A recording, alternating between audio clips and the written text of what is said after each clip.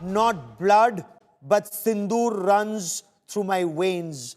That was Prime Minister Narendra Modi's roar at Bikaner, just kilometers away from Jaish-e-Mohammed's headquarters in Bahawalpur that was decimated in India's precision missile strikes. Now, this was just one instance of the Prime Minister's, perhaps his most aggressive speech on Pakistan's state-sponsored radical Islamist terror.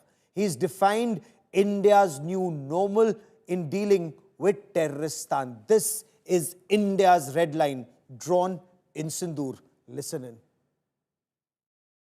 Operation Sindoor ने आतंकवाद से निपटने के 3 सूत्र तय कर दिए हैं।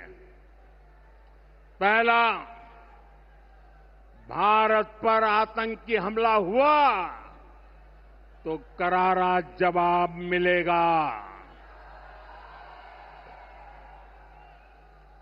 समय हमारी सेनाएं तय करेगी, तरीका भी हमारी सेनाएं तय करेगी और शर्तें भी हमारी होगी।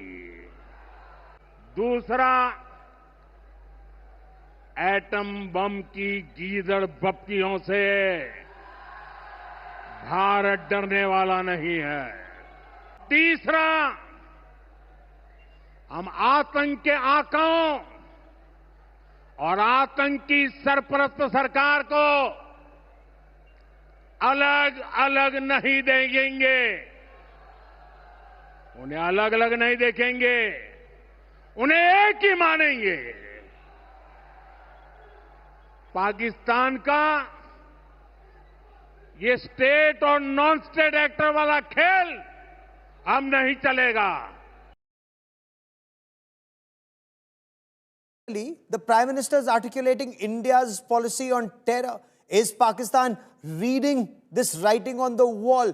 India will no longer be taken in by the nuclear bogey, and that's the biggest question that we're asking here on India Today. Has the Narendra Modi government effectively called out Pakistan's nuclear bogey? The manner in which multiple air bases were targeted, the manner in which Sargodha was targeted, the manner in which Jacobabad, and I'm talking about Noor Khan, Rafiqi, Rahim Yar Khan, Jacobabad for a reason.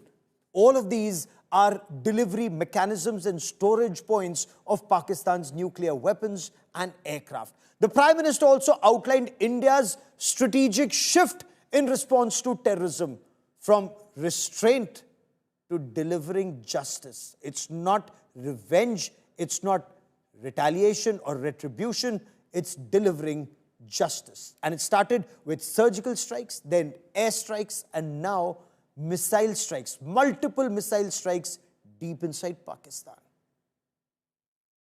पहले घर में घुसकर किया था वार, पहले घर में घुसकर किया था वार, अब सीधा सीने पर किया प्रहार है।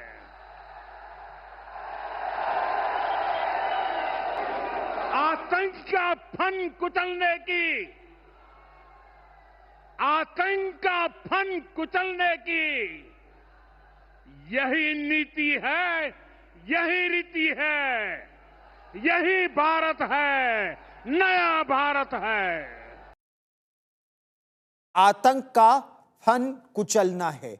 That snake of terror, you have to defang it. And that's exactly what India is doing. He's also made one point very clear, and this perhaps is the biggest nightmare for Pakistan's military terror network, because Prime Minister Narendra Modi at Bikaner in Rajasthan made it very clear there is no distinction between state and non-state actors in Pakistan. No distinction between terrorists and their sponsors. No distinction between, if I may, between Lashkar-e-Taiba, Jaish-e-Mohammed, Hizbul Mujahideen and the Pakistani armed forces. Listen in.